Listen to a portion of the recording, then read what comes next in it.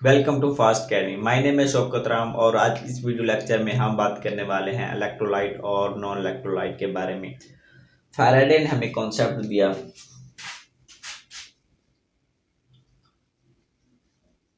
Faraday ने हमें electrolyte और नॉन इलेक्ट्रोलाइट के बारे में हमें बताया कि ऐसे सब्सटेंस जिसको एक्वस मीडियम में डालने के बाद नेगेटिव आयन और पॉजिटिव आयन में कन्वर्ट हो जाए, मतलब कि वो आयन में कन्वर्ट हो जाए, तो वो इलेक्ट्रोलाइट कहलाएंगे।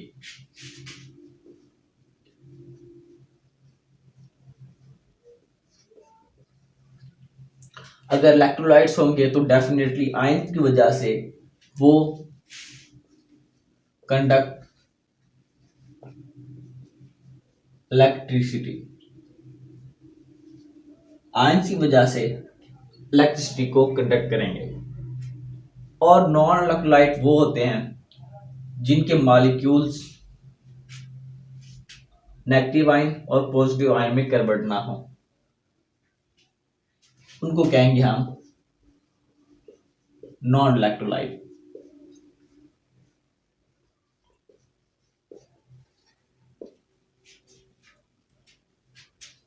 इलेक्ट्रोलाइट जैसे हमारे पास HCl है, सल्फ्यूरिक एसिड है, इसके एक्वस सॉल्यूशन नेगेटिव आयन और पॉजिटिव आयन में कन्वर्ट हो जाते हैं। इसका मतलब है कि वो इलेक्ट्रिसिटी को कंडक्ट करते हैं। ऐसे सब्सटेंस जो इलेक्ट्रिसिटी को कंडक्ट करते हैं उसको हम इलेक्ट्रोलाइट कहते हैं, और ऐसे सब्सटेंस जो इलेक्ट्रिसिटी को कंडक्ट नहीं करते उसको नॉन इलेक्ट्रोलाइट कहते हैं। जिस तरह हमारे पास क्लोरोफॉर्म है, उसका सॉल्यूशन बेंजीन है, अल्कोहल है, टॉल्यूइन है, ये सब नॉन इलेक्ट्रोलाइट है। जिस तरह हमारे पास शुगर का सॉल्यूशन है,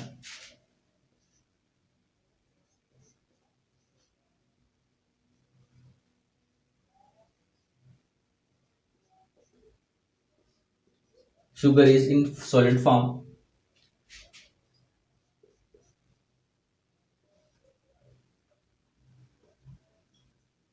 तो ये एक्वस में कन्वर्ट हो जाएगा, तो ये मॉलिक्यूल में ही कन्वर्ट होगा, कैटाइन और एनाइन नहीं बनेंगे, जिसकी वजह से शुगर सॉल्यूशन का जो सॉल्यूशन है वो इलेक्ट्रिसिटी कंडक्ट नहीं करेगा। इलेक्ट्रोलाइट को हम दो कैटेगरीज में डिवाइड करते हैं, स्ट्रॉन्ग इलेक्ट्रोलाइट और वीक इलेक्ट्रोलाइट। स्ट्रॉन्ग इलेक्ट्रोलाइट वो होते हैं जिनको हम एक्वस मीडियम में डालें और 100% डिसोसिएट हो जाए, 100% dissociate into its ion।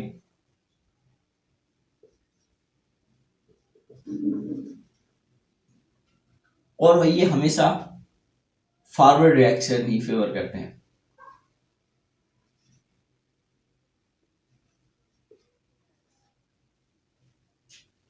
और वीक इलेक्ट्रोलाइट वो होते हैं जिनकी डिग्री ऑफ डिसोसिएशन या 100% वो डिसोसिएट नहीं होते।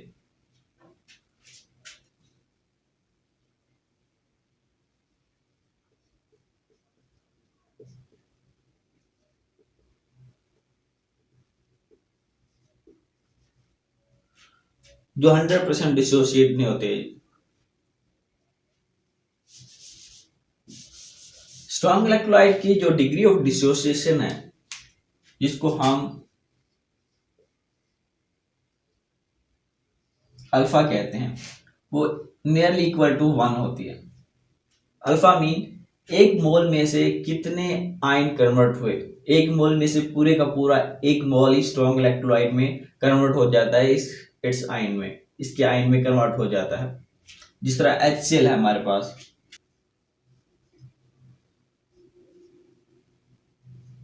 ये कन्वर्ट हो जाता है 100%। एक मोल HCl का कन्वर्ट हो गया एक मोल हाइड्रोजन आयन में, और एक मोल कन्वर्ट हो गया क्लोराइड आयन में।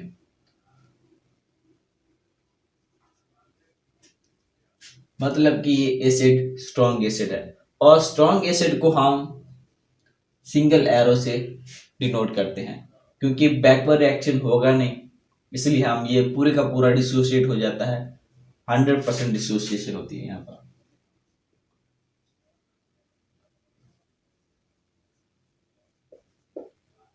और वीक इलेक्ट्रोलाइट वो होते हैं जिनकी डिग्री ऑफ डिसोसिएशन 100% ना हो, जिनका अल्फा 1 ना हो, उसको हम कहेंगे वीक इलेक्ट्रोलाइट। जिस तरह हमारे पास एसिटिक एसिड है,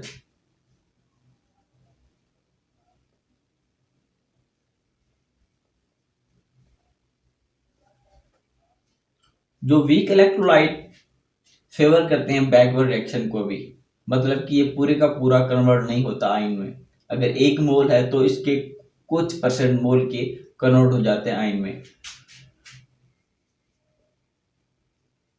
ये कन्वर्ट होगा एसीटेट आयन और हाइड्रोजन आयन।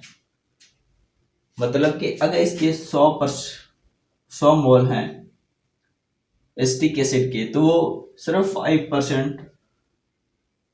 5 मोल कन्वर्ट हो जाएंगे एसीटेट आयन में, और 5 मोल कन्वर्ट हो जाएंगे हाइड्रोजन आयन।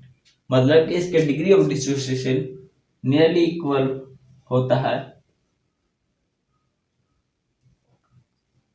5%, और इसका अल्फा होता है 0.05 मोल। 100 मोल में से 5 मोल, और 1 मोल में से कितना होगा मोल? 0.05। अल्फा होता है 1 मोल में से कितना डिसोसिएट हुआ। इसके अलावा एसिड, स्ट्रॉन्ग एसिड बहुत से हैं, जिस तरह sulphuric acid, HNO3, nitric acid, hydrogen iodide, hydrogen bromide, ये सब के सब स्ट्रॉन्ग इलेक्ट्रोलाइट हैं, मतलब कि स्ट्रॉन्ग एसिड हैं। और इसके अलावा जो वीक एसिड है, हमारे पास एसिटिक एसिड हो गया, फॉर्मिक एसिड हो गया,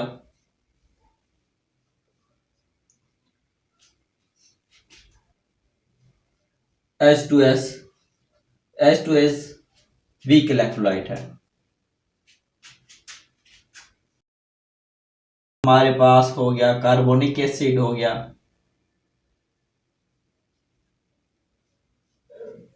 हाइड्रोजन साइनाइड, ये सब के सब वीक इलेक्ट्रोलाइट है। और बेंजोइक एसिड, ये भी वीक इलेक्ट्रोलाइट है, या वीक एसिड कह सकते हैं आप।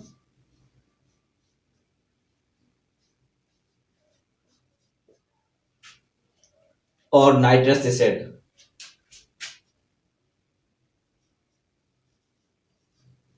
Nitrous acid HNO2 is a weak electrolyte या वीक एसिड। और नाइट्रिक एसिड जो हमारे पास है स्ट्रॉन्ग इलेक्ट्रोलाइट है। इसी तरह बेस है, स्ट्रॉन्ग बेस है, जिस तरह hydroxide,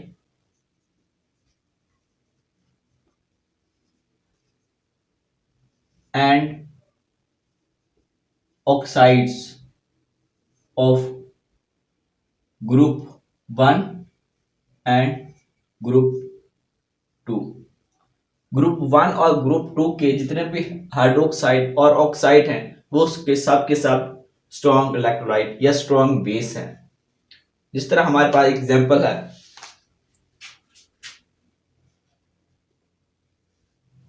lithium hydroxide,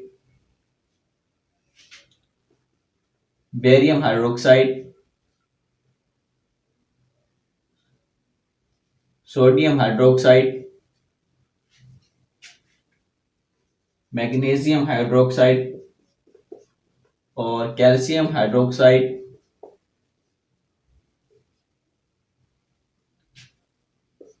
KOH, magnesium oxide या कैल्शियम ऑक्साइड, ये सब के सब स्ट्रॉन्ग बेस में आते हैं। और वीक बेस वो होते हैं ऐसे बेसिस जो 100% डिसोसिएट नहीं होते। जिस तरह हमारे पास हो गया अमोनियम हाइड्रोक्साइड,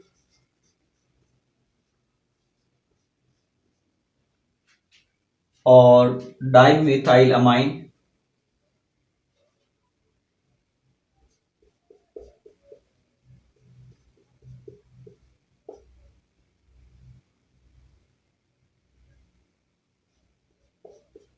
और मिथाइल अमाइन भी वीक बेस है।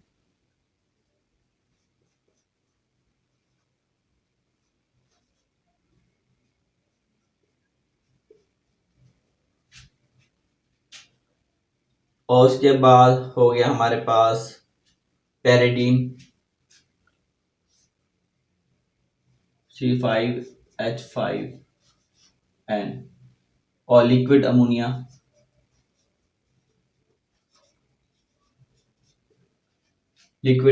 भी वीक बेस है। और इसी तरह हमारे पास साल्ट्स भी होते हैं, स्ट्रॉन्ग इलेक्ट्रोलाइट साल्ट होते हैं और वीक इलेक्ट्रोलाइट साल्ट भी होते हैं। जिस तरह हमारे पास हो गया स्ट्रॉन्ग इलेक्ट्रोलाइट के दोनों कंपोनेंट मतलब कि पॉजिटिव और नेगेटिव, ये दोनों स्ट्रॉन्ग से मिलकर बने होंगे। जिस तरह हमारे पास NaCl, जो सोडियम हमारे पास कहां से आया, सोडियम हाइड्रोक्साइड, जो कि एक स्ट्रॉन्ग बेस है। और क्लोराइड कहां से आया होगा, HCl से, जो कि एक स्ट्रॉन्ग एसिड है। इसी तरह अमोनियम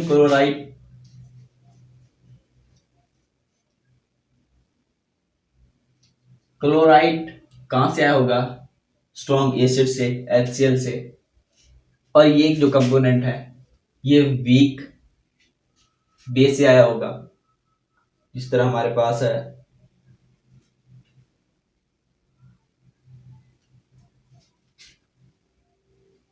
ये हो गया वीक बेस,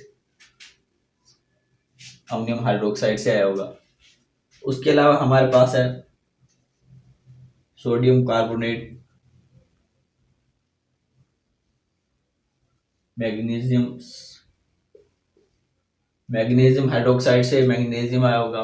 और सल्फर कहां से आया होगा, H2S से, जो कि एक वीक इलेक्ट्रोलाइट एसिड है, जो कि एक वीक एसिड है। एक स्ट्रॉन्ग से ये आया और ये वीक से आया। इनमें से अगर एक भी कंपोनेंट साल्ट में से अगर एक भी कंपोनेंट स्ट्रॉन्ग में से है तो उसको कहेंगे हम स्ट्रॉन्ग इलेक्ट्रोलाइट साल्ट। इसके अलावा हमारे पास वीक इलेक्ट्रोलाइट साल्ट भी होते हैं, जिस तरह NH4 अमोनियम साइनाइड। इनके दोनों के दोनों कंपोनेंट वीक एसिड या वीक बेस से आए होंगे। साल्ट कैसे बनते हैं, जब एसिड का बेस के साथ रिएक्शन होता है, न्यूट्रलाइजेशन रिएक्शन होता है, तो उससे जो रिएक्शन होता है उससे हम साल्ट जनरेट करते हैं।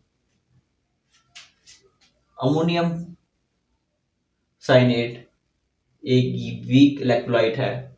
अमोनियम साइनेट में से अमोनियम कहां से आया होगा, अमोनियम हाइड्रोक्साइड, जो कि एक वीक बेस है। और साइनेट कहां से आया होगा, HCN से, जो कि एक वीक एसिड है। ये दोनों कंपोनेंट वीक ही होंगे। इसके अलावा हमारे पास एग्जांपल है अमोनियम कार्बोनेट। अमोनियम हाइड्रोक्साइड से ये कंपोनेंट आया होगा और ये कार्बोनिक एसिड, जो कि एक वीक एसिड है। आज की वीडियो यहाँ तक कि अगर आपको हमारी वीडियो पसंद आई तो लाइक करें, सब्सक्राइब करें और कमेंट करें। अगर कोई भी इसमें से समझ नहीं आती तो हमें कमेंट करके पूछ सकते हैं आप। Thank you.